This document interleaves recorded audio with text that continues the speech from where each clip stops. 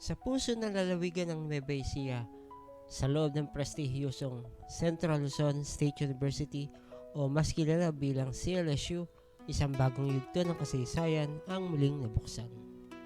Ito ang Dungon Museo de CLSU, isang makasaysayang hakbang na hindi lamang nagpapakita ng mga lumang larawan at kagamitan, kundi nagsisilbing buhay na alaala ng mahigit isang siglong pamana ng pamantasan.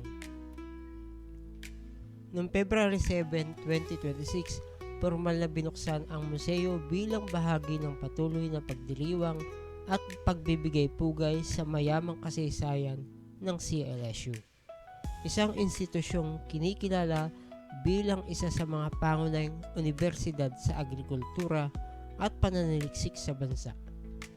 Ang salitang dungon ay nangangahulugan kanlungan o silungan.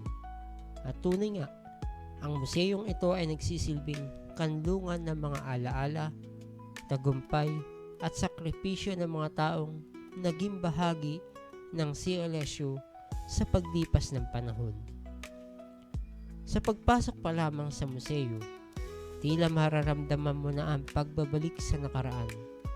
Mula sa lumang litrato ng mga unang batch ng mga mag-aaral, mga antigong kagamitan sa pagsasaka, hanggang sa makasaysayang dokumento ng pagkatatag ng universidad. Bawat sulok ay may kwento. Makikita rin ang paglalakbay ng CLSU mula sa pagiging maliit na institusyong pang-agrikultura hanggang sa pagiging isang globally recognized university na may ambag hindi lamang sa gitnang Luzon kundi sa buong Pilipinas. Hindi lamang itong simpleng koleksyon ng mga artifacts. Ang Dungon Museo de CLSU ay isang sentro ng identidad. Isa itong paalala sa bawat estudyante, guro, alumni at bisita. Ang museo ay hindi lamang para sa komunidad ng CLSU. Ito ay bukas para sa publiko, para sa mga nais makilala ang kasaysayan ng isa sa pinaka-prestihiyosong pamantasan sa gitnang Luzon. Isa itong bagong destinasyon para sa mga mahilig sa kasaysayan, kultura at edukasyon.